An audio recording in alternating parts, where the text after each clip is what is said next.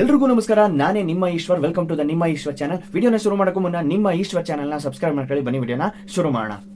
So ಈಗ ಒಂದು cave, ಒಂದು ಗುಹೆ ಇರುತ್ತೆ. ಆ ಗುಹೆಯಲ್ಲಿ ನೀವು ನಡ್ಕೊ ಹೋಯ್ತಾ ಇರ್ತೀರಾ.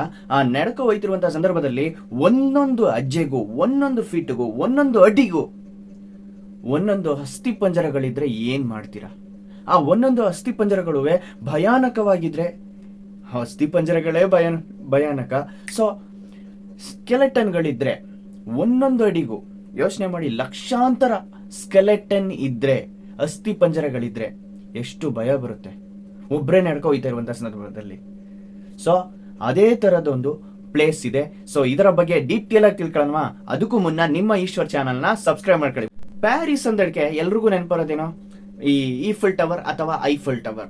ಅದ್ರ ಮುಂದೆ ಕೆಲವರು ಪ್ರಪೋಸ್ ಮಾಡೋದು, ಫೋಟೋ ಶೂಟ್ ಮಾಡೋದು, ಅದು ಮಾಡೋದು, ಇದು ಮಾತ್ರ ನೆನಪಿರುತ್ತೆ. ಬಟ್ ಪ್ಯಾರಿಸ್ ಅಂದಕ್ಕೆ ಇನ್ನೊಂದು ಕೂಡ ಈ ವಿಷಯ ಒಂದಷ್ಟು ಜನ ಮಾತಾಡಿರ್ತಾರೆ.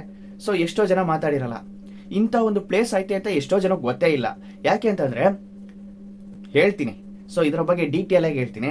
ಸೊ ಇದೆಲ್ಲ ಐತೆ ಅಂತಂದ್ರೆ ಪ್ಯಾರಿಸ್ನ ಸೆಂಟರ್ ಅಲ್ಲಿ ಇದೆಯಂತೆ. ಮಧ್ಯ ಪ್ಯಾರಿಸ್ ಇಂದ 5 ಕಿಲೋಮೀಟರ್ ವ್ಯಾಪ್ತಿಯಲ್ಲಿ ಇರುವಂತ, ಸೊ 60ರಿಂದ 65 ಅಡಿಯಲ್ಲಿ ಇರುವಂತ ಒಂದು ಟನಲ್ ಇದೆಯಂತೆ. ಆ ಟನಲ್ ಅಲ್ಲಿ ಇಳಿದ್ರೆ ಬರೀ ಅಸ್ಥಿ ಪಂಜರಗಳೇ ಇದೆಯಂತೆ. ಅಂದ್ರೆ ಅದು ಒಂಥರ ಕೇವ್, ಅದೊಂಥರ ಗುಹೆ ಅಂತೆ. ಸೊ ಅದರಲ್ಲಿ ಇಳಿದ್ರೆ ನಡ್ಕೊ ಹೋಯ್ತಾ ಇರ್ತಾರೆ. ಒಂದಲ್ಲ, ಎರಡಲ್ಲ, 100 ಅಲ್ಲ, 500 ಅಲ್ಲ, 1000 ಅಲ್ಲ, ಲಕ್ಷಾಂತರ ಅಸ್ಥಿ ಪಂಜರಗಳಿದೆಯಂತೆ. ಸೊ ಲಕ್ಷಾಂತರ ಇದ್ವಂತೆ. ಸೊ ಯಾಕೆ ಇದನ್ನ ಮಾಡಿದ್ರು ಅಂತ ಕೇಳಿದ್ರೆ, 18ನೇ ಶತಮಾನದಲ್ಲಿ, ಅಂದ್ರೆ 18ನೇ ಸೆಂಚುರಿ, 18th ಸೆಂಚುರಿಲಿ ಸೊ ಸ್ಮಶಾನದ ಕೊರತೆ ಇತ್ತಂತೆ. ಸ್ಮಶಾನದ ಕೊರತೆ ಇರೋದ್ರಿಂದ ಸೊ ಎಷ್ಟೋ ಜನ ಅನಾರೋಗ್ಯದ ಸಮಸ್ಯೆಗೆ ಈಡಾದ್ರಂತೆ. ಸೊ ಅಲ್ಲಿಯ ಗೌರ್ಮೆಂಟ್ ಏನ್ ಮಾಡುತ್ತೆ ಅಂತಂದ್ರೆ, ಸೊ ಈ ತರ ಮಾಡಿದ್ರಾಗಲ್ಲ, ಸೊ ಇದೇ ತರ ಮಾಡಿದ್ರೆ ಇನ್ನೂ ಕೂಡ ಎಷ್ಟೋ ಜನ ಅನಾರೋಗ್ಯದ ಸಮಸ್ಯೆಗಳಿಂದ ತುಂಬಾ ತೆರಳುತ್ತಾ ಇರ್ತಾರೆ.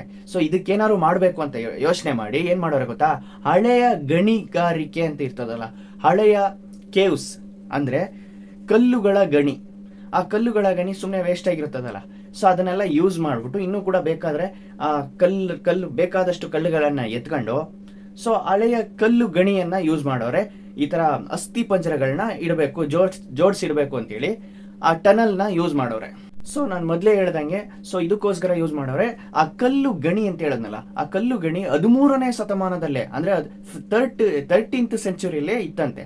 ಬಟ್ ಈಗ ಅದಕ್ಕೋಸ್ಕರ ಯೂಸ್ ಮಾಡಿದ್ರಲ್ಲ, 18ನೇ ಶತಮಾನದಲ್ಲಿ ಇದನ್ನ ಯೂಸ್ ಮಾಡೋರೆ. ಸೊ ಈ ಅಸ್ಥಿ ಪಂಜರಗಳನ್ನ ಇಡಕ್ಕೆ ಯೂಸ್ ಮಾಡೋರೆ. ಅದನ್ನ ಲೈನ್ ಆಗಿ ಜೋಡಿಸಿದಾರಂತೆ. ಎಷ್ಟು ಸ್ಕೆಲೆಟನ್ ಇದೆ ಗೊತ್ತಾ, ಎಷ್ಟು ಅಸ್ಥಿ ಪಂಜರಗಳೈತೆ ಗೊತ್ತಾ, 60 ಲಕ್ಷ ಇದೆಯಂತೆ. 6 ಮಿಲಿಯನ್ ಸ್ಕೆಲೆಟನ್ ಇದೆಯಂತೆ. ಒಂದಲ್ಲ, 6 ಅಲ್ಲ, 600 ಅಲ್ಲ, 6000 ಅಲ್ಲ, 6 ಲಕ್ಷ ಅಲ್ಲ, 60 ಲಕ್ಷ. ಸೊ ಎಲ್ಲ ಮೂಲೆಯಲ್ಲೂ ಜೋಡಿಸಿಟ್ಟಿದಾರಂತೆ. ಸೊ ಎಲ್ಲರೂ ಪಬ್ಲಿಕ್ಗೂ ಕೂಡ ಪರ್ಮಿಷನ್ಸ್ ಇದೆಯಂತೆ. ಸೊ ಎಲ್ಲರೂ ಕೂಡ ಹೋಗಿ ನೋಡ್ಕೊ ಬರ್ಬೋದಂತೆ. ಸೊ ವರ್ಲ್ಡ್ ಡೇಂಜರಸ್ ಸ್ಪಾಟ್ ಅಲ್ಲ, ವರ್ಲ್ಡ್ ಫಿಯರ್ ಅಂದ್ರೆ ಭಯ ಪಡುವಂತಹ ಜಾಗದಲ್ಲಿ ಇದನ್ನು ಪ್ಲೇಸ್ ಅಲ್ಲಿ ಇದನ್ನು ಕೂಡ ಸೇರಿಸ್ಕೋಬಹುದು. ಯಾಕೆ ಅಂತಂದ್ರೆ ಅಲ್ಲಿ ಹೋಗಿ ಬಂದಿರೋರೆಲ್ಲ ಅವರ ಒಂದು ಅವರ ಒಂದು ಅಪ್ಸೆಟ್ ಆಗಿ ಇರ್ತಾರಂತೆ. ಅಲ್ಲಿ ಅಂದ್ರೆ ಅಸ್ಥಿ ಪಂಜರಗಳನ್ನ ನೋಡ್ಕೊ ಬಂದ್ಬಿಟ್ಟು ತುಂಬಾ ಎದುರ್ಕೊಂಡೇ ಬರ್ತಾರಂತೆ. ಯಾಕೆ ಅಂತಂದ್ರೆ ಅಲ್ಲಿ ಕೆಲವರು ಅಳುವಂತ ಸೌಂಡ್ ಕೇಳಿಸ್ತದಂತೆ.